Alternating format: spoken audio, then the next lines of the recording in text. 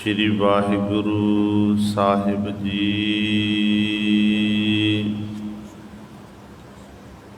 ज्ञान ध्यान किश कर्म न जाना, सार न जाना तेरी। सब ते बड़ा सतगुर नानक, जिन कल राखी मेरी। ज्ञान ध्यान किश कर्म न जाना, नाहिन निर्मल करनी। साध संगत कै अंचल लावहु, बिखम नदी जाए तरनी। ज्ञान अंजन गुर दिया, अज्ञान अंधेर विनाश। हर किरपा ते संत भेटिया, नानक मन परगास। हर किरपा ते संत भेटिया, नानक मन परगास। बाणी गुरु गुरु है बाणी, बिच बाणी अमृत सारे। गुर बाणी कहै सेवक जन मानै, परतख गुरु निस्तारे। सो कहो टल गुर सेवियै, अहनिस सहज सुभाए।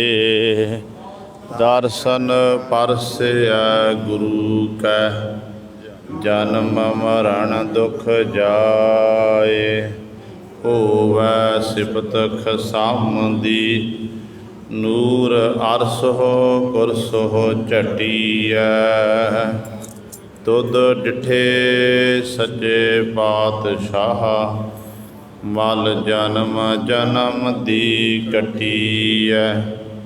सज्जन सच्चा पातशाह, सिर साहांदै साहो। जिस पास बैठिया सोहीऐ, सबना दा बेसाहो। जिस पास बैठिया सोहीऐ, सबना दा बेसाहो। सतनाम। श्री वाहिगुरु साहिब जी। सागर कीना अत तुम भारा, इक खड़े रसातल कर मन मुख गाबारा। इक ना पार लंघावह आपे, सतगुर जिनका सच बेड़ा। सागर कीना अत तुम भारा, इक खड़े रसातल कर मन मुख गाबारा। इक ना पार लंघावह आपे, सतगुर जिनका सच बेड़ा। कौतक काल एह हुक्म पठाया, जी जंत जी जंत उपाय समाया।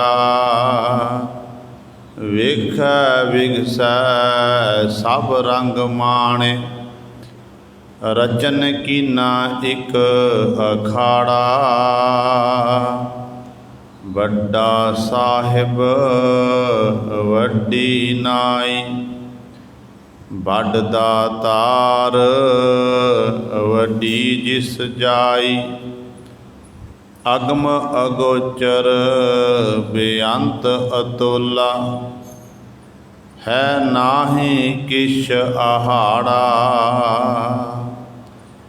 कीमत कोय न जानै दूजा, आपे आप निरंजन पूजा। आप सो ज्ञानी आप ध्यानी, आप सतवंता अत गाढ़ा। केतड़िया दिन गुप्त कहाया, केतड़िया दिन सुन समाया। केतड़िया दिन धुंधुकारा, आपे करता परगटा। केतड़िया दिन गुप्त कहाया, केतड़िया दिन सुन समाया। केतड़िया दिन धुंधुकारा,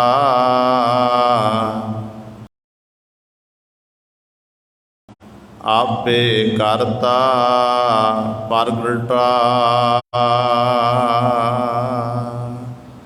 वाहिगुरु जी का खालसा, वाहिगुरु जी की फतेह। परम सन्मानयोग जुगहो जुग अटल,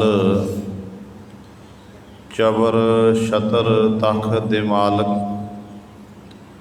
बाणी के बोहित जाहरा जहूर, हाजरा हजूर। सर्व कला समरथ,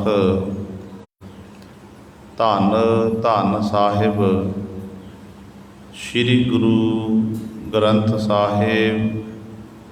सच्चे सतगुरु जी की पावन पवित्र हजूरी अंदर जुड़ बैठे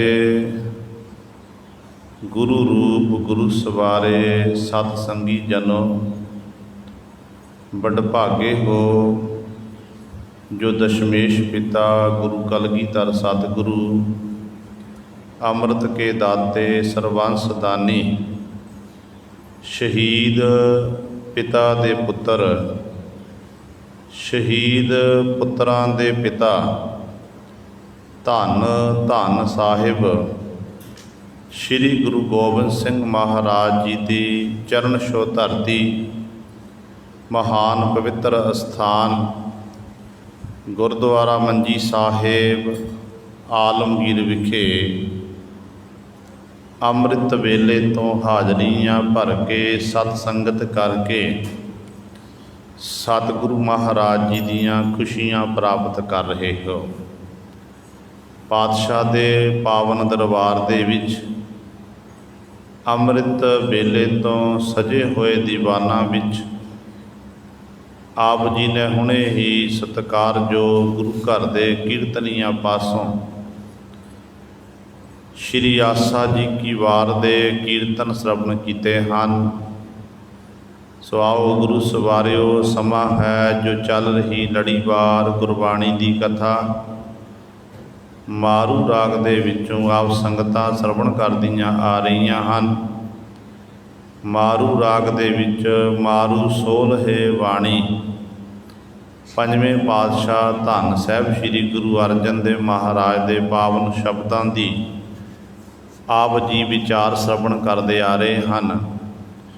1081 अंक ते सतगुरु जी बख्शिश कर रहे हैं। कल वाली विचार विच आप जी ने 7 बंदा तक विचार श्रवण की सी। अज सतगुरु महाराज जी 8वें बंद द्वारा सानू पावन उपदेश बख्शिश कर रहे हैं।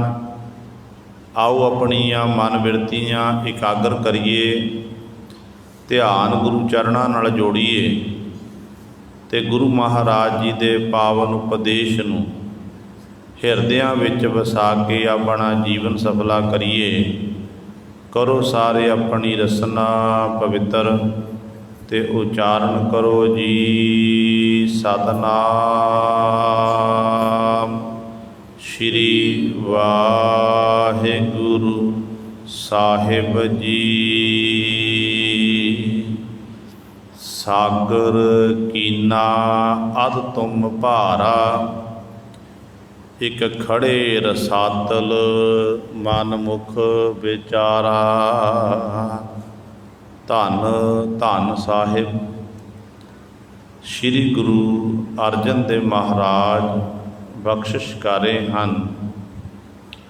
ਪਰਿਪੂਰਨ ਪਰਮਾਤਮਾ ਦੇ ਸਨਮੁਖ ਅਰਜ਼ੋਈ ਬੇਨਤੀ ਕਰਨ ਦਾ ਤਰੀਕਾ ਦੱਸਦੇ ਨੇ ਕਿ ਕਿਵੇਂ ਉਸ ਮਾਲਕ ਪ੍ਰਭੂ ਦੀ ਮਹਿਮਾ ਵਡਿਆਈ ਕਰਨੀ ਹੈ, ਨਾਲੇ ਮਾਲਕ ਪ੍ਰਭੂ ਦੇ ਗੁਣਾਂ ਦਾ ਗਾਇਨ ਕਰਨਾ ਕਿ ਪਰਮਾਤਮਾ ਤੂੰ ਕਿੱਡਾ ਵੱਡਾ ਹੈ। ਜੋ ਕੁਝ ਸੰਸਾਰ ਦੇ ਵਿੱਚ ਹੋ ਰਿਹਾ ਇਹ ਪਰਮਾਤਮਾ ਤੇਰਾ ਹੀ ਕੀਤਾ ਹੋ ਰਿਹਾ ਹੈ। ਜੋ ਕੁਝ ਆਪਾਂ ਦੇਖਦੇ ਹਾਂ ਤੇਰੇ ਹੀ ਸਾਰੇ ਜੀਵ ਬਣਾਏ ਹੋਏ ਨੇ। ਅਤੇ ਸੰਸਾਰ ਕੀ ਹੈ? ਸਤਿਗੁਰੂ ਕਹਿੰਦੇ ਇੱਕ ਸਾਗਰ ਹੈ। ਸਾਗਰ ਕੀਨਾ ਆਤਮ ਭਾਰਾ। ਕਹਿੰਦੇ ਨੇ ਸੰਸਾਰ ਇੱਕ ਸਾਗਰ ਹੈ, ਇੱਕ ਬਹੁਤ ਵੱਡਾ ਭਾਰਾ ਜਿਹਦੀ ਗਿਣਤੀ ਨਹੀਂ ਕੀਤੀ ਜਾ ਸਕਦੀ ਹੈ। ਅਤੇ ਕਿਸ ਤਰ੍ਹਾਂ ਪਰਮਾਤਮਾ ਨੇ ਸੰਸਾਰ ਨੂੰ ਸਿਰਜਣਾ ਕੀਤਾ ਹੈ। ਕਿਉਂਕਿ ਜਦੋਂ ਗੁਰਬਾਣੀ ਪੜ੍ਹਦੇ ਹਾਂ, ਗੁਰਬਾਣੀ ਦੇ ਵਿੱਚ ਸੰਸਾਰ ਨੂੰ ਸਮੁੰਦਰ ਦੀ ਨਿਆਈ ਹੀ ਬਿਆਨ ਕੀਤਾ ਗਿਆ ਹੈ। ਜੇ ਸਮੁੰਦਰ ਬਹੁਤ ਵੱਡਾ ਹੈ, ਸਮੁੰਦਰ ਦਾ ਪਾਣੀ ਨਾਪਿਆ ਤੋਲਿਆ ਨਹੀਂ ਜਾ ਸਕਦਾ। ਸਮੁੰਦਰ ਦੀ ਜਿਹੜੀ ਡੂੰਘਾਈ ਹੈ, ਗਹਿਰਾਈ ਹੈ, ਉਹਦੇ ਬਾਅਦ ਦੱਸਿਆ ਨਹੀਂ ਜਾ ਸਕਦਾ ਹੈ। ਇਸੇ ਤਰ੍ਹਾਂ ਜਿਹੜਾ ਪਰਮਾਤਮਾ ਦਾ ਬਣਾਇਆ ਹੋਇਆ ਸੰਸਾਰ ਹੈ ਨਾ, ਸੰਸਾਰ ਦੇ ਬਾਬਤ ਵੀ ਗੁਰੂ ਸਾਹਿਬ ਆਪਾਂ ਦੱਸ ਨਹੀਂ ਸਕਦੇ। ਉਹ ਵੱਖਰੀ ਗੱਲ ਹੈ ਕਿ 9 ਖੰਡ ਪ੍ਰਿਥਵੀ ਪਰਮਾਤਮਾ ਨੇ ਸਿਰਜੀ ਹੋਈ ਹੈ। 9 ਖੰਡ ਪ੍ਰਿਥਵੀ ਮੰਨੀ ਗਈ ਹੈ। ਪਰ ਜਦੋਂ ਆਪਾਂ ਸਤਿਗੁਰ ਦੀ ਬਾਣੀ ਪੜ੍ਹਦੇ ਹਾਂ ਅਤੇ ਕੇਵਲ ਇਹ ਮਨੁੱਖ ਦੀ ਪਹੁੰਚ ਹੈ ਕਿ 9 ਖੰਡ ਪ੍ਰਿਥਵੀ ਹੈ। ਇਸ ਸਾਗਰ ਵਿੱਚ, ਸਮੁੰਦਰ ਦੇ ਵਿੱਚ ਕਿੰਨੇ ਜੀਵ ਨੇ, ਕਿੰਨੇ ਜੰਤੂ ਨੇ, ਇਹਦੇ ਬਾਬਤ ਆਪਾਂ ਗਿਣ ਕੇ ਨਹੀਂ ਦੱਸ ਸਕਦੇ ਹਾਂ। ਗੁਰਬਾਣੀ ਨੇ ਮੋਹਰ ਲਾਤੀ ਕਿ 84 ਲੱਖ ਜੂਨ ਹੈ। 84 ਲੱਖ ਜੂਨ ਹਨ। ਕਿਹੜੀਆਂ ਕਿਹੜੀਆਂ ਜੂਨਾਂ ਨੇ, ਕੀ ਹੈ, ਸਾਰਿਆਂ ਦਾ ਵਰਣਨ ਨਹੀਂ ਹੋ ਸਕਦਾ ਹੈ। ਉਹਦੇ ਬਾਅਦ ਪਰਮਾਤਮਾ ਹੀ ਦੱਸਾ। ਹੁਣ ਜੂਨ ਵਿੱਚ ਇੱਕ ਜੂ ਮਨੁੱਖ ਹੈ, ਮਨੁੱਖ ਇੱਕ ਜੂਨ ਹੋ ਗਈ। ਮਨੁੱਖ ਵਿੱਚ ਕੇਵਲ ਇੱਕ ਮਨੁੱਖ ਨਹੀਂ ਹੈ, ਅਰਬਾਂ ਖਰਬਾਂ ਦੀ ਗਿਣਤੀ ਮਨੁੱਖਾਂ ਦੀ ਹੈ ਵਰਲਡ ਦੇ ਵਿੱਚ। ਜੇ ਇਕੱਲੇ ਮਨੁੱਖਾਂ ਦੀ ਆਪਾਂ ਗਿਣਤੀ ਨਹੀਂ ਕਰ ਸਕਦੇ, ਬਾਕੀ ਜਿਹੜੇ ਜੰਗਲੀ ਜਾਨਵਰ ਨੇ, ਪਸ਼ੂ ਨੇ, ਪੰਛੀ ਨੇ, ਕੀੜੇ ਮਕੌੜੇ ਹਨ, ਉਹਨਾਂ ਦੀ ਆਪਾਂ ਗਿਣਤੀ ਕਿਵੇਂ ਕਰਕੇ ਦੱਸ ਦਿਆਂਗੇ? ਉਹ ਵੀ ਗਿਣਤੀ ਨਹੀਂ ਹੋ ਸਕਦੀ ਹੈ। ਕਾਰਨ ਕੀ ਹੈ ਕਿ ਪਰਮਾਤਮਾ ਦਾ ਬਣਾਇਆ ਹੋਇਆ ਸਾਗਰ ਬੜਾ ਡੂੰਘਾ ਹੈ। ਜਿਵੇਂ ਸਮੁੰਦਰ ਵਿੱਚ ਰਹਿਣ ਵਾਲੇ ਜੀਵ ਜੰਤੂ ਆਪਾਂ ਦੱਸ ਨਹੀਂ ਸਕਦੇ ਹਾਂ ਕਿ ਉਹ ਕਿੰਨੇ ਕੁ ਨੇ ਸਮੁੰਦਰ ਦੇ ਵਿੱਚ। ਹਾਲਾਂਕਿ ਗੁਰਬਾਣੀ ਨੇ ਮੋਹਰ ਲਾਈ ਹੈ। ਪਾਤਸ਼ਾਹ ਕਹਿੰਦੇ ਨੇ 42 ਲੱਖ ਜੀ ਜਲ ਮੈਂ ਹੋਤੇ, ਬੀਠਲ ਭੈਲਾ ਕਾਏ ਕਰੇ। 84 ਲੱਖ ਜੂਨਾਂ ਮੰਨੀਆਂ ਗਈਆਂ ਨੇ। 84 ਲੱਖ ਜੂਨਾਂ ਵਿੱਚੋਂ 42 ਲੱਖ ਜਿਹੜੀਆਂ ਜੂਨਾਂ ਨੇ ਉਹ ਧਰਤੀ ਉੱਤੇ ਮੰਨੀਆਂ ਗਈਆਂ ਨੇ। ਅਤੇ ਜਿਹੜੀਆਂ 42 ਲੱਖ ਜੂਨਾਂ ਨੇ ਉਹ ਜਲ ਮੈਂ ਸਮੁੰਦਰ ਦੇ ਵਿੱਚ ਹਨ, ਪਾਣੀ ਵਿੱਚ ਰਹਿਣ ਵਾਲੇ ਨੇ। ਕਹਿੰਦੇ ਵੀ ਦੱਸੋ ਭਾਈ ਕਿਵੇਂ ਆਪਾਂ ਗਿਣ ਕੇ ਦੱਸ ਸਕਦੇ ਹਾਂ ਕਿਹੜੀ ਕਿਹੜੀ ਜੂਨ ਹੈ, ਕੀ ਹੈ? ਨਹੀਂ ਦੱਸਿਆ ਜਾ ਸਕਦਾ। ਪਰਮਾਤਮਾ ਦੀ ਬਣਾਈ ਹੋਈ ਕੁਦਰਤ ਬਾਬਤ ਕੇਵਲ ਅਤੇ ਕੇਵਲ ਇਹੀ ਆਖਿਆ ਜਾ ਸਕਦਾ ਹੈ। ਆਪਾਂ ਰੋਜ਼ਾਨਾ ਪੜ੍ਹਦੇ ਹਾਂ ਗੁਰੂ ਨਾਨਕ ਸਾਹਿਬ ਮਹਾਰਾਜ ਦੇ ਬਚਨ ਕਿ ਕੁਦਰਤ ਕਵਣ ਕਹਾ ਵਿਚਾਰ, ਬਾਰਿਆ ਨਾ ਜਾਵਾ ਏਕ ਵਾਰ, ਜੋ ਤੁਧ ਭਾਵੈ ਸਾਈ ਭਲੀ ਕਾਰ, ਤੂੰ ਸਦਾ ਸਲਾਮਤ ਨਿਰੰਕਾਰ। ਅਤੇ ਵਾਹਿਗੁਰੂ ਨੇ ਸ੍ਰਿਸ਼ਟੀ ਸਿਰਜੀ ਕਿਸ ਤਰ੍ਹਾਂ ਹੈ, ਕਿਸ ਤਰ੍ਹਾਂ ਬਣਾਉਣਾ ਕੀਤੀ ਹੈ। ਅਤੇ ਪਾਤਸ਼ਾਹ ਕਹਿੰਦੇ ਨੇ ਰੰਗੀ ਰੰਗੀ ਭਾਂਤੀ ਕਰ ਕਰ ਜਿਨਸੀ, ਮਾਇਆ ਜਿਨ ਉਪਾਈ, ਕਰ ਕਰ ਵੇਖੈ ਕੀਤਾ ਆਪਣਾ, ਜਿਵ ਤਿਸ ਦੀ ਵਡਿਆਈ, ਜੋ ਤਿਸ ਭਾਵੈ ਸੋਈ ਕਰਸੀ, ਹੁਕਮ ਨਾ ਕਰਨਾ ਜਾਈ, ਸੋ ਪਾਤ ਸਾਹੋ ਸਾਹਾ ਪਾਤ ਸਾਹਿਬ ਨਾਨਕ ਰਹਿਣ ਰਜਾਈ। ਕਹਿੰਦੇ ਬਸ ਇੰਨਾ ਹੀ ਆਖਿਆ ਜਾ ਸਕਦਾ ਕਿ ਪ੍ਰਮਾਤਮਾ ਤੂੰ ਪਾਤਸ਼ਾਹ ਦਾ ਪਾਤਸ਼ਾਹ ਹੈ, ਬਾਦਸ਼ਾਹ ਦਾ ਬਾਦਸ਼ਾਹ ਹੈ ਤੂੰ। ਬਸ ਮੈਂ ਨਾਨਕ ਤੇਰੀ ਰਜਾਈ ਰਜਾ ਵਿੱਚ ਰਹਿਣ ਵਾਲਾ ਹਾਂ। ਤੇਰੀ ਬਣਾਈ ਹੋਈ ਕੁਦਰਤ ਬਾਬਤ ਮੈਂ ਦੱਸ ਬਿਆਨ ਨਹੀਂ ਕਰ ਸਕਦਾ। ਇਹ ਕੁਦਰਤ ਕਿੱਡੀ ਕੁ ਵੱਡੀ ਹੈ। ਸੰਸਾਰ ਇੱਕ ਸਮੁੰਦਰ ਹੈ ਜੋ ਵਿਸ਼ੇ ਵਿਕਾਰਾਂ ਦੇ ਨਾਲ ਭਰਿਆ ਹੋਇਆ ਹੈ। ਇਸ ਸੰਸਾਰ ਸਮੁੰਦਰ ਦੇ ਵਿੱਚੋਂ ਉਹੀ ਜੀਵ ਚਤਰ ਸਕਦੇ ਨੇ ਜਿਨ੍ਹਾਂ ਨੇ ਨਾਮ ਦਾ ਸਹਾਰਾ ਲੈਣਾ ਕੀਤਾ, ਜਿਨ੍ਹਾਂ ਨੇ ਗੁਰੂ ਦੀ ਸਿੱਖਿਆ ਅਨੁਸਾਰ ਆਪਣੇ ਜੀਵਨ ਨੂੰ ਬਤੀਤ ਕੀਤਾ ਏ, ਸੰਸਾਰ ਵਿੱਚ ਆ ਕੇ ਲਾਹਾ ਖੱਟਿਆ ਏ। ਅਸਲ ਦੇ ਵਿੱਚ ਉਹ ਪਾਰ ਹੁੰਦੇ ਨੇ, ਉਹ ਪਾਰ ਹੁੰਦੇ ਨੇ ਗੁਰੂ ਸਵਾਰਿਓ। ਗੁਰਬਾਣੀ ਵਿੱਚ ਸਾਨੂੰ ਬਹੁਤ ਸਾਰੇ ਹਵਾਲੇ ਪ੍ਰਾਪਤ ਹੁੰਦੇ ਨੇ। ਜਿਵੇਂ ਗੁਰੂ ਅਮਰਦਾਸ ਪਾਤਸ਼ਾਹ ਮਹਾਰਾਜ ਦੇ ਸਮੇਂ ਭਾਈ ਪਾਰੋ ਜੁਲਕਾ ਜੀ ਹੋਏ ਨੇ, ਜਿਨ੍ਹਾਂ ਨੂੰ ਸਤਿਗੁਰੂ ਜੀ ਨੇ ਉਹਨਾਂ ਦੀ ਭਜਨ ਬੰਦਗੀ ਦੇਖ ਕੇ ਅਤੇ ਉਹਨਾਂ ਨੂੰ ਗੁਰੂ ਸਵਾਰਿਓ ਉਹਨਾਂ ਦਾ ਪਿਆਰ ਦੇਖ ਕੇ, ਸਿੱਖੀ ਸਿਦਕ ਦੇਖ ਕੇ ਸਤਿਗੁਰੂ ਨੇ ਉਪਾਧੀ ਦੇਣਾ ਕੀਤੀ ਸੀ ਭਾਈ ਪਾਰੋ ਪਰਮਹੰਸ। ਭਾਈ ਪਾਰੋ ਪਰਮਹੰਸ ਜੀ ਬੜੀ ਨੇਕ ਦਿਲ ਕਮਾਈ ਵਾਲੇ। ਜਦੋਂ ਆਪਣੇ ਡੱਲੇ ਨਗਰ ਤੋਂ ਸਤਿਗੁਰੂ ਮਹਾਰਾਜ ਦਰਸ਼ਨ ਦਾਰੇ ਕਰਨ ਲਈ ਆਉਂਦੇ ਨਾ, ਬਿਆਸਾ ਦਰਿਆ ਨੂੰ ਪਾਰ ਕਰਦੇ, ਸਤਿਗੁਰੂ ਮਹਾਰਾਜ ਦੇ ਦਰਸ਼ਨ ਦੀਦਾਰੇ ਕਰਦੇ, ਕੁਝ ਸਮਾਂ ਸੇਵਾ ਕਰਦੇ, ਫਿਰ ਉਹ ਵਾਪਸ ਆਪਣੇ ਨਗਰ ਮੁੜ ਆਉਂਦੇ। ਬੜੀ ਬਖਸ਼ਿਸ਼। ਕਹਿੰਦੇ ਨੇ ਇੱਕ ਜਿਹੜਾ ਇਹਨਾਂ ਮੁਗਲਾਂ ਦਾ ਇੱਕ ਵੱਡਾ ਪਠਾਨ ਜਰਨੈਲ ਜਿਹੜਾ ਆਪਣੀ ਸੈਨਾ ਲੈ ਕੇ ਲਾਹੌਰ ਨੂੰ ਜਾ ਰਿਹਾ ਸੀ, ਬਿਆਸਾ ਦਰਿਆ ਚੜ੍ਹਿਆ ਹੋਇਆ ਦੇਖਿਆ, ਉਡੀਕ ਕਰ ਰਿਹਾ ਹੈ ਕਿ ਜਦੋਂ ਇਹ ਪਾਣੀ ਦਾ ਵਹਾਅ ਘਟੇਗਾ ਉਸ ਤੋਂ ਬਾਅਦ ਮੈਂ ਆਪਣੀ ਸੈਨਾ 'ਤੇ ਆਪ ਇਹ ਦਰਿਆ ਪਾਰ ਕਰਾਂਗਾ। ਪਰ ਹੋਇਆ ਕਿ ਗੁਰੂ ਸਵਾਰੇ ਜੋ ਸੇ ਉਡੀਕ ਕਰ ਰਹੇ ਨੇ, ਐਨੇ ਚਿਰ ਨੂੰ ਗੁਰੂ ਦਾ ਸਿੱਖ ਆਇਆ ਭਾਈ ਪਾਰੋ ਜੁਲਕਾ ਪਰਮਹੰਸ ਜੀ, ਜਿਹਨੇ ਰਾਵੀ ਰਾਵੀ ਆਪਣਾ ਘੋੜਾ ਵਿੱਚ ਉਤਾਰਿਆ। ਘੋੜਾ ਤੇ ਗੁਰੂ ਪਾਰ ਕਰਕੇ ਪਾਰਲੇ ਕਿਨਾਰੇ ਚਲੇ ਗਏ। ਦੇਖ ਕੇ ਹੈਰਾਨ ਹੋ ਗਿਆ ਕਿ ਇੰਨਾ ਪਾਣੀ ਦਾ ਵਹਾਅ, ਘੋੜੇ ਨੂੰ ਰੋੜ ਨਹੀਂ ਸਕਿਆ, ਇਹ ਭਾਈ ਡੁੱਬਿਆ ਨਹੀਂ ਹੈ। ਤੇ ਹੈਰਾਨ ਹੋ ਗਿਆ, ਉਡੀਕ ਕਰ ਰਿਹਾ ਕਿ ਜਦੋਂ ਵਾਪਸ ਆਵੇਗਾ ਪੁੱਛਾਂਗਾ ਜ਼ਰੂਰ ਵੀ ਤੂੰ ਕੌਣ ਹੈ, ਕਿਸ ਤਰੀਕੇ ਦੇ ਨਾਲ ਤੂੰ ਇਹ ਦਰਿਆ ਪਾਰ ਕੀਤਾ ਹੈ, ਨਦੀ ਪਾਰ ਕੀਤੀ ਹੈ। ਭਾਈ ਪਾਰੋ ਜੁਲਕਾ ਪਰਮਹੰਸ ਜੀ ਗੁਰੂ ਪਾਤਸ਼ਾਹ ਦੀ ਹਜ਼ੂਰੀ ਵਿੱਚ ਪਹੁੰਚੇ, ਮੱਥਾ ਟੇਕਿਆ, ਸਜਦਾ ਕੀਤਾ। ਸਜਦਾ ਕਰਨ ਉਪਰੰਤ ਫਿਰ ਵਾਪਸ ਆਏ ਨੇ ਗੁਰੂ ਦੀਆਂ ਖੁਸ਼ੀਆਂ ਲੈ ਕੇ। ਜਿਵੇਂ ਅੰਦਰ ਗਏ ਸਤਿਗੁਰੂ ਮਿਲਣ ਗਏ ਸੀ, ਉਸੇ ਤਰੀਕੇ ਨਾਲ ਦਰਿਆ ਨੂੰ ਪਾਰ ਕੀਤਾ, ਨਦੀ ਨੂੰ ਪਾਰ ਕੀਤਾ। ਫਿਰ ਗੁਰੂ ਸਾਹਿਬ ਇਸ ਤਰ੍ਹਾਂ ਪਾਰਲੇ ਕਿਨਾਰੇ ਆ ਕੇ ਲੱਗ ਗਏ। ਜਦੋਂ ਤੁਰਨ ਲੱਗੇ ਇਸ ਪਠਾਨ ਨੇ ਆਵਾਜ਼ ਮਾਰੀ, ਕਹਿਣ ਲੱਗਾ ਹੇ ਭਾਈ ਤੂੰ ਕੌਣ ਹੈ? ਕਹਿਣ ਲੱਗਿਆ ਕਿ ਮੈਂ ਗੁਰੂ ਦਾ ਸਿੱਖ। ਕਿੱਥੋਂ ਦਾ ਰਹਿਣ ਵਾਲਾ? ਕਹਿਣ ਲੱਗੇ ਮੇਰਾ ਨਾਲ ਹੀ ਨਗਰ ਹੈ, ਡੱਲਾ ਗ੍ਰਾਮ ਹੈ।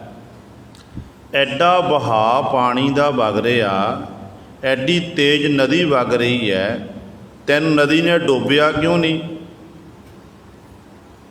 ਅੱਗੋਂ ਸਿੱਖ ਕਹਿਣ ਲੱਗਿਆ ਮੇਰੇ ਗੁਰੂ ਦੇ ਇਹ ਬਚਨ ਨੇ ਕਿ ਗੁਰ ਕਾ ਬਚਨ ਵਸੈ ਜੀ ਨਾਲੇ, ਜਲ ਨਹੀਂ ਡੂਬੈ ਤਸਕਰ ਨਹੀਂ ਲੇਵੈ, ਭਾਵੇਂ ਨਾ ਸਾਕੈ ਜਾਲੇ।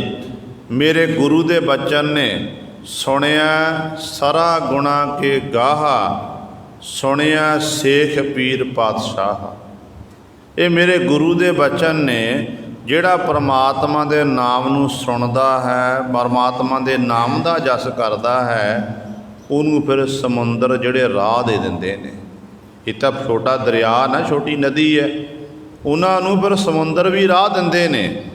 ਇਸ ਕਰਕੇ ਮੈਨੂੰ ਮੇਰੇ ਗੁਰੂ ਉੱਤੇ ਭਰੋਸਾ, ਮੈਂ ਗੁਰੂ ਦੇ ਭਰੋਸੇ ਉੱਤੇ ਆਪਣਾ ਜਿਹੜਾ ਘੋੜਾ ਸੀ ਇਸ ਨਦੀ ਦੇ ਵਿੱਚ ਅੰਦਰ ਪ੍ਰਵੇਸ਼ ਕੀਤਾ ਤੇ ਦਰਸ਼ਨ ਦਿਦਾਰੇ ਕਰਕੇ ਵਾਪਸ ਆ ਗਏ। ਇੱਕ ਦਿਨ ਨਹੀਂ, ਤੁਸਾਂ ਤਾਂ ਅੱਜ ਦੇਖਣਾ ਕੀਤਾ ਏ।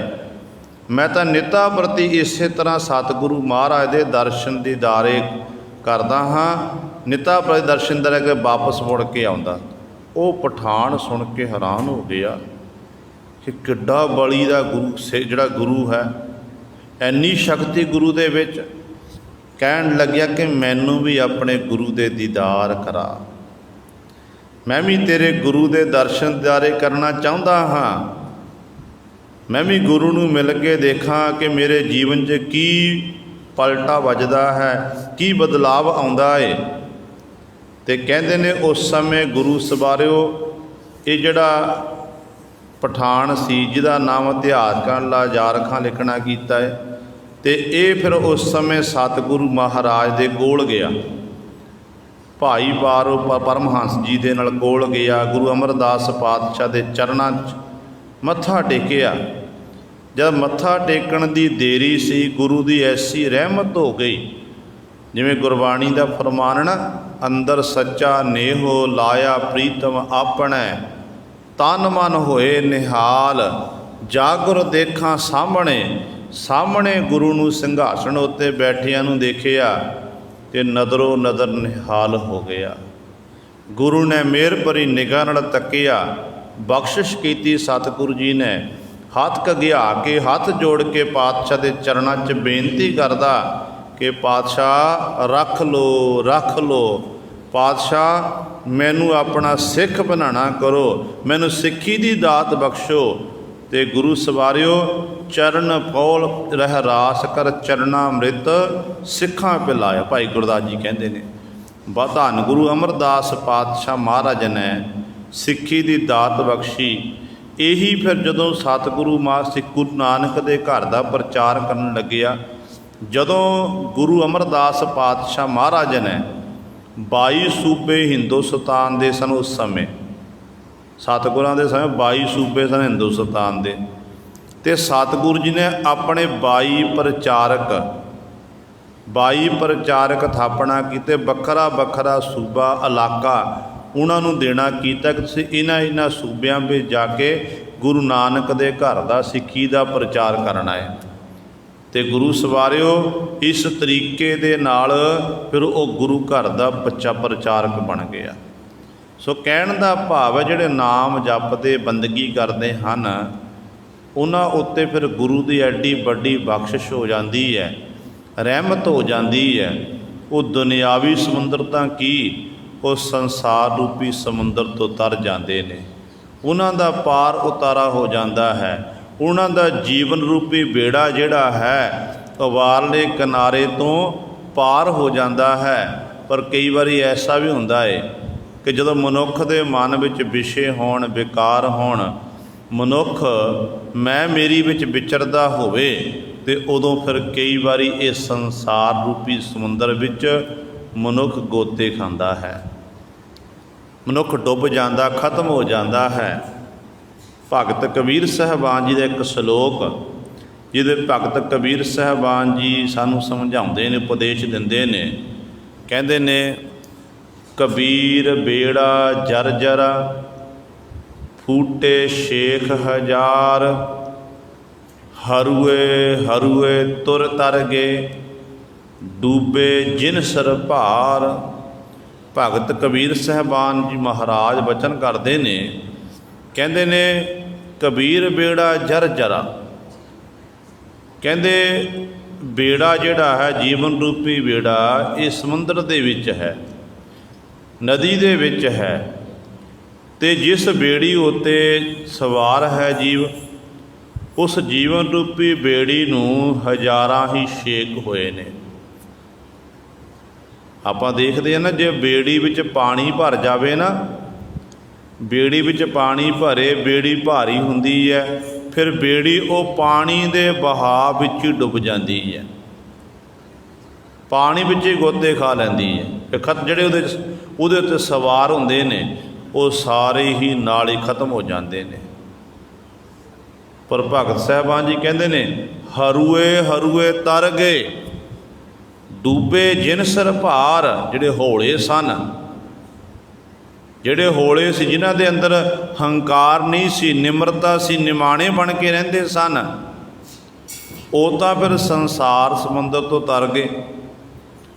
ਪਰ ਜਿਨ੍ਹਾਂ ਨੇ ਆਪਣੇ ਗੁਣਾਂ ਦਾ ਮਾਣ ਸੀ, ਜਿਹਨੂੰ ਆਪਣੀ ਧਨ ਸੰਪਦਾ ਦਾ ਮਾਣ ਸੀ, ਹੰਕਾਰ ਵਿੱਚ ਹੀ ਹਰ ਸਫਰੇ ਫਿਰਦੇ ਸਨ, ਕਹਿੰਦੇ ਉਹ ਸੰਸਾਰ ਰੂਪੀ ਜਿਹੜੇ ਬੇੜੇ ਵਿੱਚ ਹੀ, ਸਮੁੰਦਰ ਵਿੱਚ ਹੀ ਜੀਵਨ ਰੂਪੀ ਬੇੜਾ ਉਹਨਾਂ ਦਾ ਡੁੱਬ ਗਿਆ।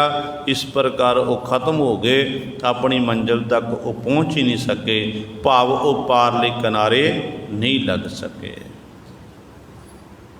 ਤੇ ਕਦੇ ਵੀ ਆਪਣੇ ਮਨ ਵਿੱਚ ਆਪਣੇ ਗੁਣਾਂ ਦਾ ਮਾਣ ਨਹੀਂ ਕਰਨਾ। ਜਿੰਨੇ ਕੁ ਗੁਣ ਪਰਮਾਤਮਾ ਨੇ ਬਖਸ਼ੇ ਹੋਏ ਨੇ ਉਹਨੂੰ ਪ੍ਰਾਪਤ ਕਰਕੇ ਆਪਾਂ ਵਾਹਿਗੁਰੂ ਦਾ ਸ਼ੁਕਰ ਕਰਨਾ, ਧੰਨਵਾਦ ਕਰਨਾ ਹੈ, ਅਤੇ ਸਮਾਂ ਕੱਢ ਕੇ ਉਸ ਮਾਲਕ ਪ੍ਰਭੂ ਦਾ ਸਿਮਰਨ ਜ਼ਰੂਰ ਕਰਨਾ ਹੈ। ਬੰਦਗੀ ਤੋਂ ਬਿਨਾਂ ਸਾਡਾ ਜੀਵਨ ਗੁਰੂ ਸਰੇ ਵਿਅਰਥ ਹੈ। ਸਤਿਗੁਰੂ ਜੀ ਨੇ ਸਾਨੂੰ ਮਨੁੱਖ ਬਣਾਉਣਾ ਕੀਤਾ ਅਤੇ ਨਾਮ ਰੱਖ ਦਿੱਤਾ ਬੰਦਾ। ਬੰਦਾ ਨਾਮ ਤਾਂ ਰੱਖਿਆ ਕਿ ਬੰਦਗੀ ਕਰਨ ਵਾਲਾ। ਪਰ ਜੇ ਬੰਦਗੀ ਨਹੀਂ ਹੈ, ਪਰਮਾਤਮਾ ਦੀ ਇਬਾਦਤ ਨਹੀਂ ਹੈ, ਫਿਰ ਕਾਹਦਾ ਬੰਦਾ? ਬੰਦਗੀ ਬਗੈਰ ਬੰਦਾ ਕਾਹਦਾ ਬੰਦਾ? ਬੰਦਗੀ ਬਗੈਰ ਬੰਦਾ ਗੰਦੇ ਤੋਂ ਵੀ ਗੰਦਾ ਹੈ। ਪਸ਼ੂ ਨੇ, ਪੰਛੀ ਨੇ, ਪਸ਼ੂ ਪੰਛੀਆਂ ਨੂੰ ਆਪਾਂ ਖੁਰਾਕ ਖਿਲਾਉਂਦੇ ਹਾਂ। ਉਹਨਾਂ ਦਾ ਭੋਜਨ ਕੀ ਹੈ? ਉਹਨਾਂ ਦਾ ਘਾਹ ਫੂਸ ਪੱਠੇ। ਅਤੇ ਪਸ਼ੂਆਂ ਨੂੰ ਭੋਜਨ ਛਕਲਾ ਕੇ ਆਪਾਂ ਪੱਠੇ ਪਾ ਕੇ ਉਹਨਾਂ ਪਾਸੋਂ ਦੁੱਧ ਲੈਂਦੇ ਹਾਂ। ਅਤੇ ਮਨੁੱਖ ਆਪਣੇ ਮਨਪਸੰਦ ਦਾ ਭੋਜਨ ਛਕਦਾ ਹੈ। ਪਸ਼ੂ ਨੂੰ ਜੋ ਆਪਾਂ ਪਾ ਦਿੱਤਾ, ਜਿਹੜਾ ਜੋ ਕੁਝ ਪਾਇਆ ਉਹ ਪਸ਼ੂ ਨੇ ਛਕਿਆ। ਜਿਹੜਾ ਗੁਰੂ ਸਰ ਉਹ ਜੋ ਪਾਤ ਜਿੰਨਾ ਪਾਇਆ ਉਨੇ ਸਬਰ ਸੰਤੋਖ। ਘੱਟ ਪਾ ਦਈਏ, ਵੱਧ ਪਾ ਦਈਏ, ਇਹ ਆਪਣੀ ਹੈ। ਪਰ ਕਈ ਵਾਰੀ ਐਸਾ ਹੁੰਦਾ ਕਿ ਮਨੁੱਖ ਆਪਣੇ ਮਨਪਸੰਦ ਦੇ ਭੋਜਨ ਛਕਦਾ। ਜਿਹੜਾ ਮਨ ਕੀਤਾ ਉਹ ਛਕ ਲਿਆ, ਉਹ ਤਿਆਰ ਕਰਕੇ ਬਣਾ ਲਿਆ। ਅਤੇ ਇਸ ਪ੍ਰਕਾਰ ਦਾ ਗੁਰੂ ਸਵਾਰੇ ਫਿਰ ਮਨੁੱਖ ਵਿੱਚ ਅਤੇ ਪਸ਼ੂ ਵਿੱਚ ਬੜਾ ਅੰਤਰ ਹੈ। ਪਰ ਪਸ਼ੂ ਭੋਜਨ ਛਕਦਾ, ਪਸ਼ੂ ਪੱਠੇ ਛਕਦਾ। ਪਸ਼ੂ ਦੀ ਦੇਣ ਇਹ ਹੈ ਕਿ ਮਨੁੱਖ ਨੂੰ ਉਹ ਸਾਨੂੰ ਸਾਡੀਆਂ ਲੋੜਾਂ ਪੂਰੀਆਂ ਕਰਦਾ, ਸਾਨੂੰ ਅੰਮ੍ਰਿਤ ਦਿੰਦਾ, ਦੁੱਧ ਦਿੰਦਾ ਹੈ। ਅਤੇ ਮਨੁੱਖ 36 ਪ੍ਰਕਾਰ ਦੇ ਪਕਵਾਨ ਛਕ ਕੇ ਸੰਸਾਰ ਵਿੱਚ ਗੰਦਗੀ ਵਿਸ਼ਟਾ ਗੰਦ ਫੈਲਾ ਰਿਹਾ ਹੈ। ਅਤੇ ਪਾਤਸ਼ਾਹ ਕਹਿੰਦੇ ਨਹੀਂ, ਪਰਮਾਤਮਾ ਦਾ ਨਾਮ ਜਪਣ ਵਾਸਤੇ ਇਹ ਮਨੁੱਖਾਂ ਦੇਹੀ ਮਿਲੀ ਹੈ। ਇਸ ਦੇਹੀ ਦੇ ਵਿੱਚ ਨਾਮ ਨਹੀਂ ਜਪਿਆ, ਬੰਦਗੀ ਨਹੀਂ ਕੀਤੇ, ਫਿਰ ਕਹਿੰਦੇ ਇਹ ਮਨੁੱਖਾ ਜਨਮ ਹੈ ਜੀਵਿਤ ਤੇਰਾ ਵਿਅਰਥ ਹੈ। ਸਤਿਗੁਰੂ ਜੀ ਨੇ ਇੱਥੋਂ ਤੱਕ ਬਚਨ ਕਰ ਦਿੱਤੇ, ਕਹਿੰਦੇ ਨੇ ਜਿੱਥੈ ਨਾਮ ਜਪੀਐ ਪ੍ਰਭ ਪਿਆਰੇ ਸੇ ਅਸਤਨ ਸੋਇਨ ਚੁਬਾਰੇ। ਜਿੱਥੈ ਨਾਮ ਨਾ ਜਪੀਐ ਮੇਰੇ ਗੋਇੰਦਾ ਸਈ ਨਗਰ ਉਜਾੜੀ ਜੀ।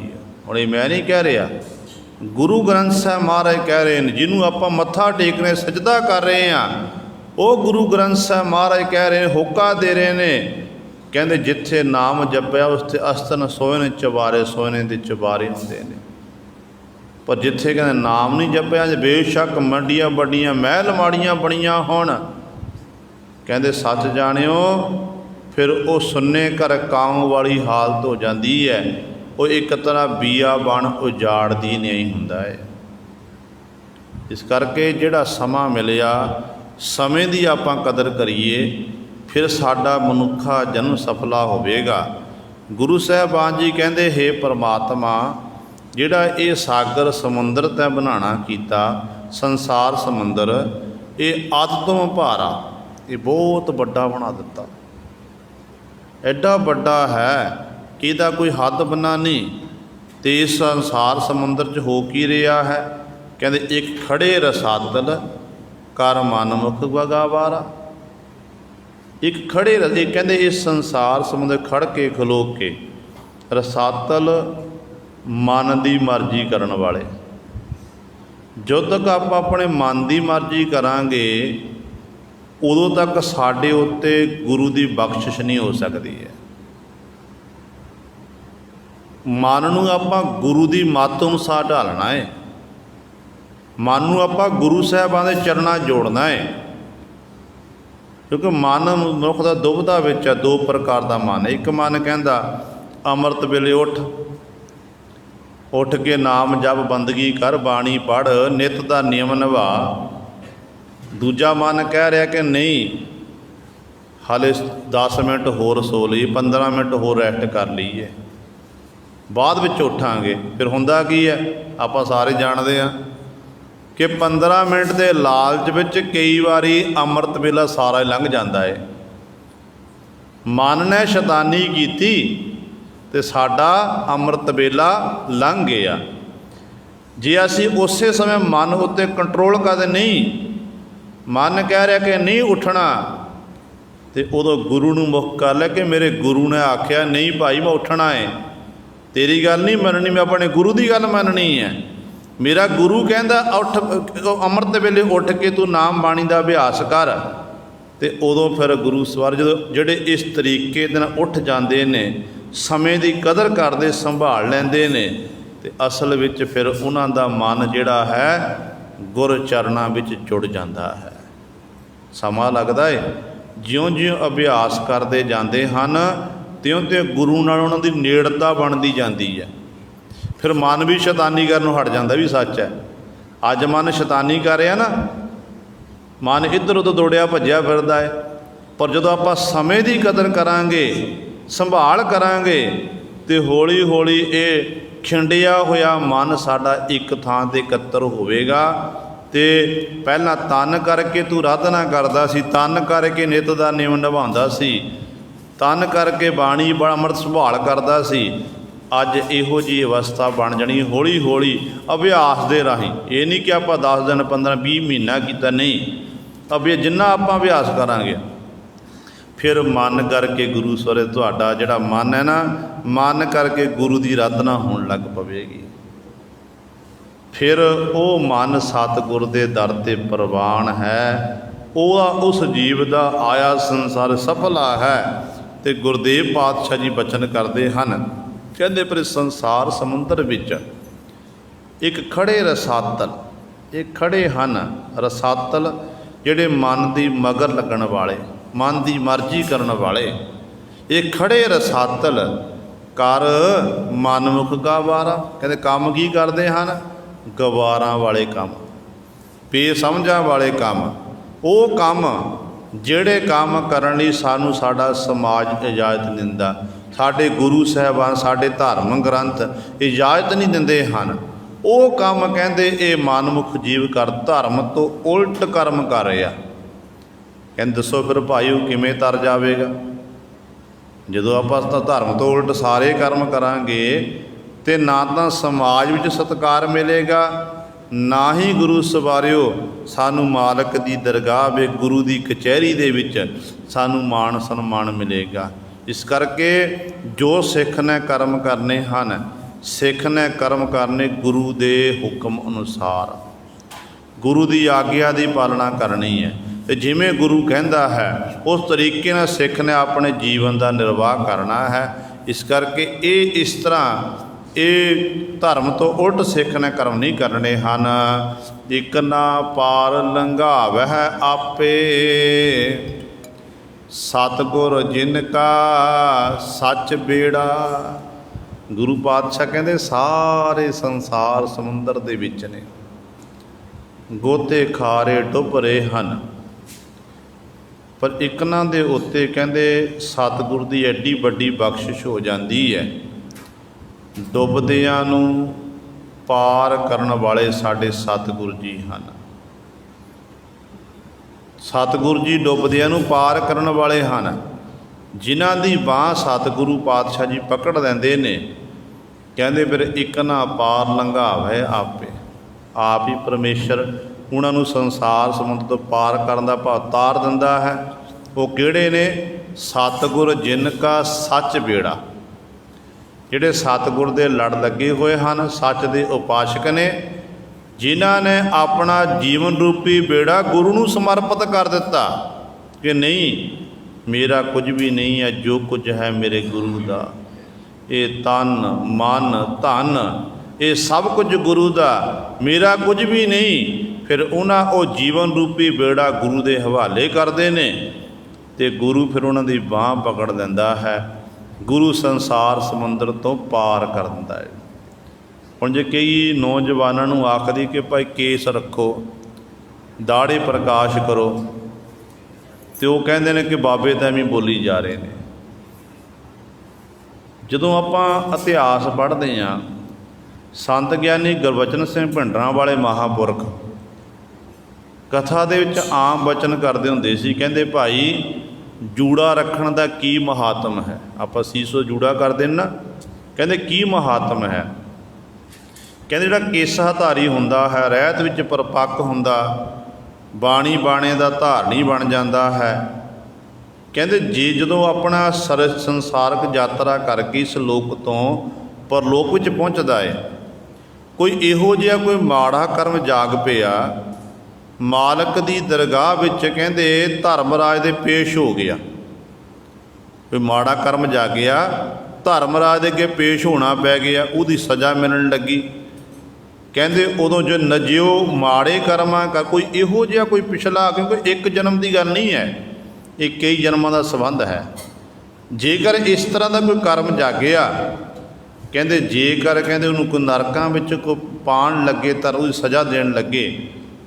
ਕਹਿੰਦੇ ਫਿਰ ਗੁਰੂ ਇਸ ਤਰ੍ਹਾਂ ਕਰਦਾ, ਗੁਰੂ ਕਲਗੀਧਰ ਪਾਤਸ਼ਾਹ ਸਿੱਖ ਨੂੰ ਆਪਣੇ ਉਹਦੇ ਜੋੜੇ ਤੋਂ ਪਕੜ ਲੈਂਦੇ। ਕਹਿੰਦੇ ਨਹੀਂ ਭਾਈ, ਧਰਮਰਾਜ ਨੂੰ ਕਹਿੰਦੇ ਕਿ ਇਹ ਮੇਰਾ ਸਿੱਖ ਹੈ, ਇਹਦਾ ਫੈਸਲਾ ਮੈਂ ਆਪ ਕਰਾਂਗਾ। ਇਹ ਮਹਾਂਪੁਰਖਾਂ ਦੇ ਬਚਨ ਨੇ। ਅਤੇ ਗੁਰੂ ਸਹੁਰੇ ਆਪਣੇ ਪਿਆਰਿਆਂ ਦੀ ਸਹਾਇਤਾ ਕਰਦਾ ਏ। ਜਿਹੜਾ ਇੱਕ ਵਾਰੀ ਕਹਿ ਦਿੰਦਾ ਨਾ ਤਾਂ ਸ਼ਰਧਾ ਭਾਵਨਾ ਨਾਲ ਕਿ ਸਤਿਗੁਰੂ ਮੈਂ ਤੇਰਾ ਹਾਂ, ਸਤਿਗੁਰੂ ਮੈਂ ਤੇਰਾ ਹਾਂ, ਸਤਿਗੁਰੂ ਮੇਰੀ ਰੱਖ ਲੈ। ਅਤੇ ਗੁਰੂ ਪਾਤਸ਼ਾਹ ਕਹਿੰਦੇ ਕਿ ਜੇ ਤੂੰ ਮੇਰਾ ਅਤੇ ਮੈਂ ਤੇਰਾ। ਫਿਰ ਜੇ ਤੂੰ ਮੇਰਾ ਮੈਂ ਤੇਰਾ। ਜੋਗੀ ਨੂੰ ਆਖਿਆ ਸੀ ਨਾ, ਭਾਈ ਜੋਗਾ ਜੀ ਆਏ ਜਦੋਂ ਬੱਚਾ ਸੀ ਛੋਟਾ ਜਿਹਾ, ਕਲਗੀਧਰ ਪਾਤਸ਼ਾਹ ਮਹਾਰਾਜ ਕਹਿੰਦੇ ਕੀ ਨਾਮ ਹੈ? ਕਹਿਣ ਲੱਗਿਆ ਪਾਤਸ਼ਾਹ ਜੋਗਾ। ਕਹਿੰਦੇ ਜੋਗਾ ਕਿਹਦੇ ਜੋਗਾ? ਅਤੇ ਅੱਗੋਂ ਬੱਚੇ ਨੇ ਬੜਾ ਸੋਹਣਾ ਉੱਤਰ ਦੇਣਾ, ਕਹਿਣ ਲੱਗਿਆ ਪਾਤਸ਼ਾਹ ਤੁਹਾਡੇ ਜੋਗਾ। 13 ਸਾਲ ਦੀ ਉਮਰ ਵਾਲੇ ਪਾਤਸ਼ਾਹ ਤੁਹਾਡੇ ਜੋਗਾ। ਅਤੇ ਸਤਿਗੁਰੂ ਮਹਾਰਾਜ ਕਹਿਣ ਲੱਗੇ ਜੇ ਤੂੰ ਸਾਡੇ ਜੋਗਾ ਅਤੇ ਅਸੀਂ ਤੇਰੇ ਜੋਗੇ। ਆਪ ਜੀ ਸਾਰੇ ਗਾਥਾ ਤੋਂ ਭਲੀ ਭਾਂਤ ਜਾਣੂ ਕਿ ਜੋਗਾ ਗੁਰੂ ਪਾਤਸ਼ਾਹ ਐਸੀ ਨਾਲੇ ਪਾਤਸ਼ਾਹ ਨੇ ਬਚਨ ਕਰ ਦਿੱਤੇ, ਨਾਲੇ ਭਾਈ ਜੋਗੇ ਉੱਤੇ ਸਤਿਗੁਰੂ ਨੇ ਮਿਹਰ ਭਰੀ ਨਿਗਾਹ ਨਾਲ ਤੱਕਣਾ ਕੀਤਾ, ਬਖਸ਼ਿਸ਼ ਕਰ ਦਿੱਤੀ। ਉਹੀ ਜੋਗਾ ਸਤਿਗੁਰ ਦੀ ਹਜ਼ੂਰੀ ਵਿੱਚ ਰਹਿ ਕੇ ਅਤੇ ਸਟਹਿਲ ਸੇਵਾ ਕਰਦਾ ਹੈ ਅਤੇ ਖੰਡੇ ਬਾਟੇ ਦਾ ਅੰਮ੍ਰਿਤ ਛਕ ਕੇ ਜੋਗੇ ਤੋਂ ਜੋਗਾ ਸਿੰਘ ਵੀ ਬਣਿਆ।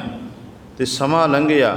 ਕਹਿੰਦੇ ਜਦੋਂ ਉਹਦੀ ਸ਼ਾਦੀ ਦਾ ਸਮਾਂ ਆਇਆ, ਮਾਪੇ ਲੈਣ ਵਾਸਤੇ ਆਏ, ਆਗਿਆ ਲੈ ਕੇ ਵਾਪਸ ਲੈ ਗਏ, ਪਰ ਜਾਣ ਨੂੰ ਮਨ ਨਾ ਕਰੇ। ਗੁਰੂ ਨਾਲ ਇੰਨਾ ਪ੍ਰੇਮ। ਜਦੋਂ ਹੁਣ ਸਤਿਗੁਰੂ ਨੇ ਪਰਖ ਕੀਤੀ ਹੈ, ਸਿੱਖ ਭੇਜ ਦਿੱਤਾ। ਕਹਿੰਦੇ ਜਦੋਂ ਭਾਈ ਜੋਗੇ ਦੀ ਸ਼ਾਦੀ ਹੋਣੀ, ਆਨੰਦ ਕਾਰਜ ਹੋਣੇ ਨੇ, ਉਦੋਂ ਸਾਡਾ ਹੁਕਮਨਾਮਾ ਪਕੜਾਉਣਾ ਹੈ। ਗੁਰੂ ਗ੍ਰੰਥ ਸਾਹਿਬ ਮਹਾਰਾਜ ਦੀ ਪੋਥੀ ਪ੍ਰਕਾਸ਼ਬਾਨ ਅਤੇ ਸਿੱਖ ਲਾਵਾਂ ਦਾ ਜਾਪ ਕਰ ਰਿਹਾ, ਕੀਰਤਨ ਹੋ ਰਿਹਾ। ਭਾਈ ਜੋਗਾ ਜੀ ਆਪਣੀ ਸੰਘਣੀ ਨਾਲ ਪ੍ਰਕਰਮਾ ਕਰ ਰਹੇ ਨੇ। ਜੋ 2 ਲਾਵਾਂ ਹੋਈਆਂ ਨੇ, ਵਿਚਕਾਰ ਗੁਰੂ ਦਾ ਹੁਕਮ ਪਕੜਾ ਦਿੱਤਾ। ਹੁਕਮ ਪੜ੍ਹਿਆ, ਹੁਕਮ ਉੱਤੇ ਲਿਖਿਆ ਹੋਇਆ ਕਿ ਹੁਕਮਨਾਮਾ ਪੜ੍ਹਦਿਆਂ ਸਾਰ ਹੀ ਸਾਡੇ ਕੋਲ ਪਹੁੰਚਣਾ ਕਰ।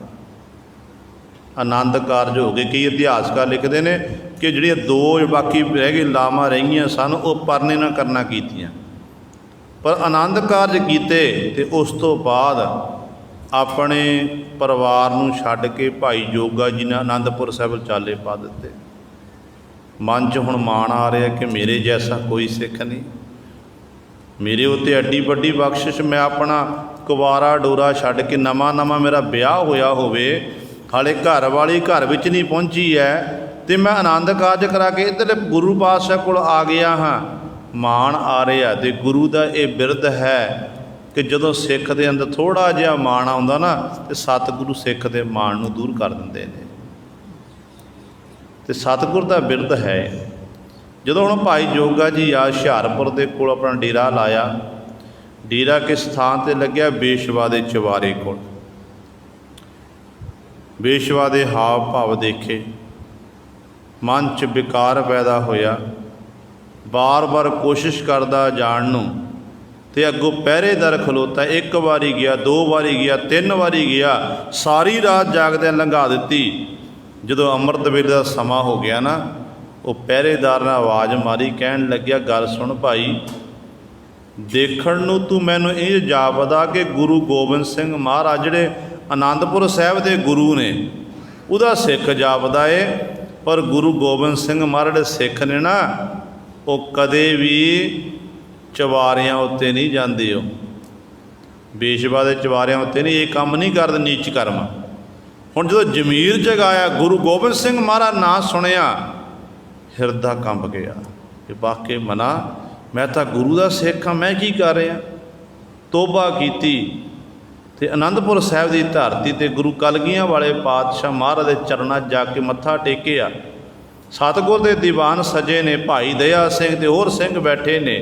सतगुरु जे इस तरह सतगुरां दे नेत्रां विच नींद अनिंदर ही लगदा। सतगुरु जी पातशाह के चरणा, भाई दया सिंह ने बेनती की, पातशाह आप जिथों तक सानू पता है कि आप जी सारी रात अपने महलों में रहे ने, विश्राम किया, पर चेहरे तो इस तरह लगता जिवें सारी रात आप जी सुते नहीं हैं। तो कलगीधर पातशाह कहन लगे, तुहाडे सवालों का तुहानू उत्तर मिल जाएगा, पर थोड़ा समा तुसी इंतजार करो, थोड़ा समा इंतजार करो। इन्ने चिर नूं भाई जोगा जी आए, बख्श लो पातशाह नूं फतेह भुला के सतगुर के चरणों च डिग पिया। ते कलगीधर पातशाह महाराज कहन लगे, जोगिया भाई जोगा जी सानू किहड़ी थां ते खड़ा कर दिता। बेशवा के चवारे ते तेरे अंदर विकार भावना पैदा हुई, ते असी पहरेदार कोई होर नहीं सी, पहरे ते असी ही खलोते तरफा बेस पलट के, ताकि मेरा सिख जिहड़ा है वो विषयां दे विच ना गलतान हो जावे। कलगीधर पातशाह कहने, भाई जोगा जी जो साडे कोल पहली बारी साडे शरण विच आए सी, तुसीं सानू ये बेनती की, पुछया सी तैनूं कि किहदे जोगा। कहन लग्या कि पातशाह तुसीं आख्या सी कि सतगुरु मैं तुहाडे जोगा, ते असीं अगों उत्तर देना कि जे तू साडे जोगा असीं तेरे जोगे हाँ। कहन लगे, देख फिर अज असीं अपने बचन निभाए ने जोगिया, जे तू साडा बने सी तेरे बन के रहे हाँ, पर जिधरले पासे तू जा रहा सी तैनूं विकारां विचों कढना मेरा फर्ज बनदा सी। ते गुरु ऐसा है, गुरु सवारे, गुरु इस तरह विषे विकारां विचों जमां दी मार तो गुरु सानू बचा लैंदा है। ते सतगुरु जी इत्थे बचन करते हैं कि भाई जिहड़ा परमात्मा है एक ना पार लंघावै सतगुर, कहते एक ना नूं सतगुरु जी संसार समंदर तो पार लंघा दिंदे हन। जिन कहते एक ना पार लंघावै आपे सतगुर जिनका सच बेड़ा। आप ही परमेश्वर एक ना नूं पार लंघाउंदा है जिन्हां ने जीवन रूपी बेड़ा सतगुरु के हवाले किया होया है। सच के उपासक बन गए ने, गुरु वाले बन गए, अपना जीवन सब कुछ गुरु नूं समर्पित कर दिता। उन्हां दा जीवन रूपी बेड़ा फिर सतगुरु परमात्मा जी आप गुरु सवारिओ संसार समंदर तो जीवन नूं तारदे हन। कौतक काल यह हुक्म पठाया, जी जंत उपाय समाया। हुण अगले बंद दे विच सतगुरु महाराज बख्शिश करते हैं, कहते ने कौतक काल, हे परमेश्वर ਜਿਹੜਾ ਇਹ ਕਾਲ ਦਾ ਚੱਕਰ ਹੈ ਸੰਸਾਰ ਦੇ ਵਿੱਚ, ਕਾਲ ਦਾ ਚੱਕਰ ਆਪਾਂ ਦੇਖਦੇ ਹਾਂ ਸਾਰੇ ਜਿੰਨੇ ਵੀ ਆ, ਮਨੁੱਖ ਤੋਂ ਲੈ ਕੇ ਪਸ਼ੂ ਪੰਛੀ ਤੱਕ, ਕੀੜੇ ਮਕੌੜੇ ਤੱਕ, ਆਪਾਂ ਸਾਰੇ ਕਾਲ ਦੇ ਅਧੀਨ ਹਾਂ। ਕਹਿੰਦੇ ਇਹ ਕੀ ਹੈ? ਗੁਰੂ ਸਾਹਿਬਾਨ ਕਹਿੰਦੇ ਪਰਮਾਤਮਾ ਦੀ ਖੇਡ ਹੈ, ਪਰਮਾਤਮਾ ਦਾ ਕੌਤਕ ਹੈ। ਪਰਮਾਤਮਾ ਨੇ ਆਪ ਹੀ ਕਹਿੰਦੇ ਇਹ ਕੌਤਕ ਰਚ ਕੇ, ਖੇਡ ਰਚ ਕੇ ਜੀਵ ਨੂੰ ਸੰਸਾਰ ਵਿੱਚ ਭੇਜ ਦਿੱਤਾ। ਜਦੋਂ ਫਿਰ ਸਮਾਂ ਆਉਂਦਾ, ਹੁਕਮ ਬਿਠਾਇਆ, ਹੁਕਮ ਹੁੰਦਾ ਏ, ਅਤੇ ਉਦੋਂ ਫਿਰ ਵਾਪਸ ਲੈ ਜਾਂਦੇ ਨੇ। ਜੀ ਜੰਤ ਉਪਾਏ ਸਮਾਏ, ਜੀਵਾਂ ਨੂੰ ਪੈਦਾ ਕਰਦਾ ਪਰਮਾਤਮਾ, ਫਿਰ ਜੀਵਾਂ ਨੂੰ ਸਮਾ ਲੈਂਦਾ, ਪਰ ਜੀਵਾਂ ਦੀ ਲੈਤਾ ਵੀ ਆਪ ਹੀ ਕਰਦਾ ਹੈ। ਖੇਡ ਹੈ ਪਰਮਾਤਮਾ ਲਈ, ਇਹ ਖੇਡ ਹੈ, ਵਾਹਿਗੁਰੂ ਦੀ ਬਣਾਈ ਹੋਈ ਇਹ ਖੇਡ ਹੈ। ਪਰ ਮਨੁੱਖ ਦੇ ਲਈ ਗੁਰੂ ਸਰ, ਜਦੋਂ ਆਪਾਂ ਸੰਸਾਰ ਘਰ 'ਚ ਆਉਂਦੇ ਆ ਨਾ, ਸਾਡਾ ਸੰਬੰਧ ਬਣ ਜਾਂਦਾ ਹੈ ਪਰਿਵਾਰ ਦੇ ਜੀਆਂ ਦੇ ਨਾਲ, ਕਿ ਇਹ ਮੇਰਾ ਪੁੱਤਰ ਹੈ, ਮੇਰੀ ਧੀ ਹੈ, ਮੇਰੀ ਘਰਵਾਲੀ, ਮੇਰੀ ਮਾਂ ਹੈ, ਮੇਰਾ ਪਿਤਾ ਹੈ, ਮੇਰਾ ਦਾਦਾ ਹੈ, ਮੇਰੀ ਦਾਦੀ ਹੈ, ਮੇਰਾ ਮਾਮਾ ਹੈ, ਮੇਰਾ ਮਾਮੀ ਹੈ, ਮੇਰਾ ਚਾਚਾ ਹੈ, ਚਾਚੀ ਹੈ, ਨਾਨਾ ਹੈ, ਨਾਨੀ ਹੈ। ਇਹ ਜਿਸ ਤਰ੍ਹਾਂ ਕੁਟੁੰਬ ਜਿਹਦਾ ਵੱਧਦਾ ਜਾਂਦਾ ਹੈ, ਜਿਉਂ-ਜਿਉਂ ਕੁਟੁੰਬ ਵੱਧਦਾ ਤਿਉਂ-ਤਿਉਂ ਮਨੁੱਖ ਦਾ ਜਿਹੜਾ ਹੈ ਮੋਹ ਦੀਆਂ ਤੰਦਾਂ ਵੀ ਪ੍ਰਬਲ ਹੁੰਦੀਆਂ ਨੇ। ਹੈ ਖੇਡ ਹੈ, ਰੱਬ ਦੀ ਨਿਗਾਹ ਵਿੱਚ ਖੇਡ ਹੈ, ਖੇਡ ਰਹੇ ਹਾਂ ਆਪਾਂ ਸਾਰੇ।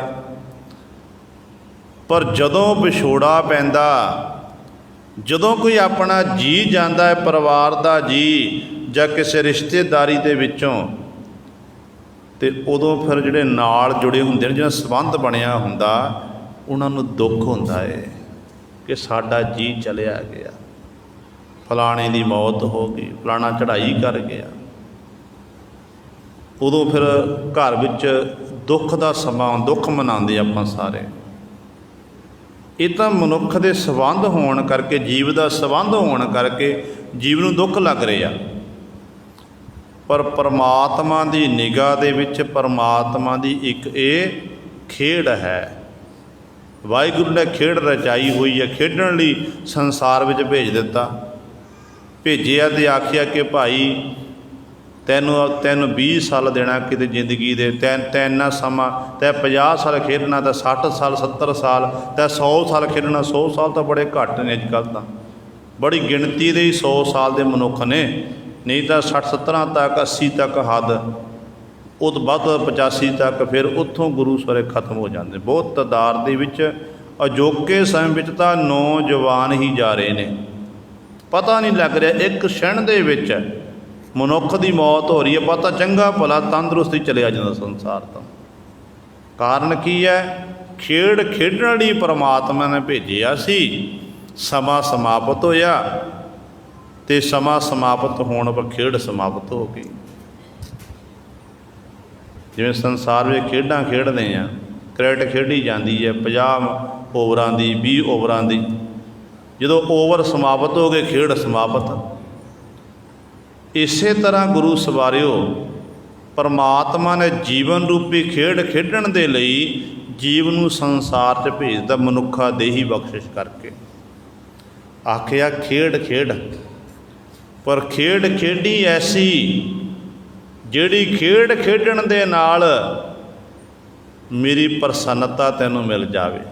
ਜਿਵੇਂ ਦੋ ਪਹਿਲਵਾਨ ਮੱਲ ਅਖਾੜੇ ਵਿੱਚ ਘੁਲਦੇ ਨੇ, ਝੰਡੀ ਦੀ ਕੁਸ਼ਤੀ ਘੁਲਦੇ ਹਨ, ਅਤੇ ਇੱਕ ਦੀ ਜਿੱਤ ਹੁੰਦੀ ਹੈ, ਇੱਕ ਦੀ ਹਾਰ ਹੁੰਦੀ। ਜਿਹੜਾ ਆਪਣੇ ਤਾਕਤ ਦੇ ਜੌਹਰ ਦਿਖਾਉਂਦਾ ਆ ਕੇ ਮੈਦਾਨ ਵਿੱਚ ਜੌਹਰ ਦਿਖਾਉਂਦਾ ਏ, ਅਤੇ ਉਹਨੂੰ ਫਿਰ ਮਾਣ ਮਿਲਦਾ, ਸਨਮਾਨ ਮਿਲਦਾ ਏ। ਉਹਨੂੰ ਕਹਿੰਦੇ ਨੇ ਕਿ ਫਲਾਣਾ ਪਹਿਲਵਾਨ ਬੜਾ ਤਾਕਤਵਰ ਹੈ, ਉਹਨੇ ਬੜੇ ਸੋਹਣੇ ਤਰੀਕੇ ਨਾਲ ਘੋਲ ਕਰਨਾ ਕੀਤਾ, ਇਹ ਜਿੱਤ ਦਾ ਹੱਕਦਾਰ ਹੈ। ਪਰ ਜਿਹੜਾ ਹਾਰ ਜਾਂਦਾ ਨਾ, ਅਤੇ ਉਹਨੂੰ ਕਹਿੰਦੇ ਇਹ ਸਹੀ ਨਹੀਂ ਖੇਡਿਆ, ਵੀ ਆਹ ਫਲਾਣਾ ਜਿੱਤਿਆ। ਜਿੱਤਣ ਵਾਲੇ ਨੂੰ ਗੁਰੂ ਸਵਾਰਿਓ ਸਨਮਾਨ ਦਿੱਤਾ ਜਾਂਦਾ ਹੈ, ਜਿੱਤਣ ਵਾਲੇ ਨੂੰ ਇਨਾਮ ਮਿਲਦਾ ਹੈ, ਵਡਿਆਈ ਮਿਲਦੀ ਹੈ। ਇਸੇ ਤਰ੍ਹਾਂ ਹੀ ਸੰਸਾਰ ਇੱਕ ਮੱਲ ਅਖਾੜਾ ਹੈ। ਪਰਮਾਤਮਾ ਨੇ ਭੇਜਿਆ ਕਿ ਜਾ ਕੇ ਖੇਡ ਖੇਡ, ਜਿਹੜਾ ਖੇਡ ਵਿੱਚ ਜਿੱਤ ਜਾਂਦਾ, ਜੀਵਨ ਰੂਪੀ ਬਾਜੀ ਆਪਣੀ ਸਵਾਰ ਲੈਂਦਾ ਏ, ਉਹ ਤਾਂ ਫਿਰ ਮਾਲਕ ਦੇ ਦਰ 'ਤੇ ਪ੍ਰਵਾਨ ਹੋ ਜਾਂਦਾ। ਉਹਨੂੰ ਫਿਰ ਇੱਥੇ ਵੀ ਸਨਮਾਨ ਮਿਲਦਾ ਅਤੇ ਮਾਲਕ ਦੀ ਦਰਗਾਹ ਵਿਖੇ ਵੀ ਸਨਮਾਨ ਮਿਲਦਾ ਏ।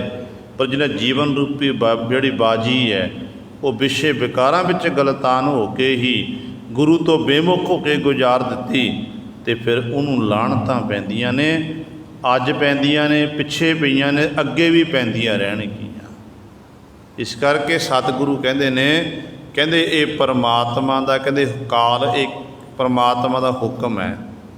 ਜੀਵ ਨੂੰ ਸੰਸਾਰ 'ਚ ਭੇਜਿਆ ਖੇਡ ਖੇਡਣ ਲਈ। ਕਹਿੰਦੇ ਇਹ ਖੇਡ ਉਸ ਪਰਮਾਤਮਾ ਕਾਲ ਦੀ ਖੇਡ ਬਣਾਈ ਹੋਈ ਹੈ।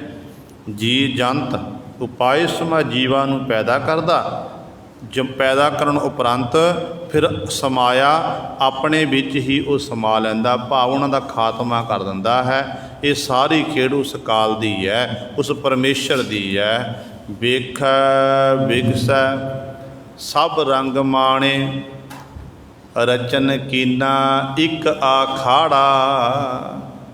ਸਤਿਗੁਰੂ ਕਹਿੰਦੇ ਜਦੋਂ ਜੀਵ ਆਪਣਾ ਕੋਈ ਜੀਵ ਜਾਂਦਾ ਹੈ ਅਤੇ ਜੀਵ ਰੋਂਦਾ ਹੈ, ਆਪਣੇ ਸੰਬੰਧੀ ਨੂੰ, ਆਪਣੇ ਪਰ ਨਿਕਟ ਵਰਤੀ ਨੂੰ ਚੜ੍ਹਾਈ ਕਰਦਾ, ਉਹ ਰੋਂਦਾ ਜੀਵ। ਅਤੇ ਅੱਗੋਂ ਪਰਮਾਤਮਾ ਵੇਖਦਾ, ਵੇਖ ਕੇ ਕੀ ਕਹਿੰਦਾ, ਹੱਸਦਾ, ਵਿਗਸੈ ਹੱਸਦਾ ਹੈ ਕਿ ਕਿਸ ਤਰ੍ਹਾਂ ਮੋਹ ਦੀਆਂ ਤੰਦਾਂ ਦੇ ਜੀਵ ਖਚਿਤ ਹੋ ਗਿਆ।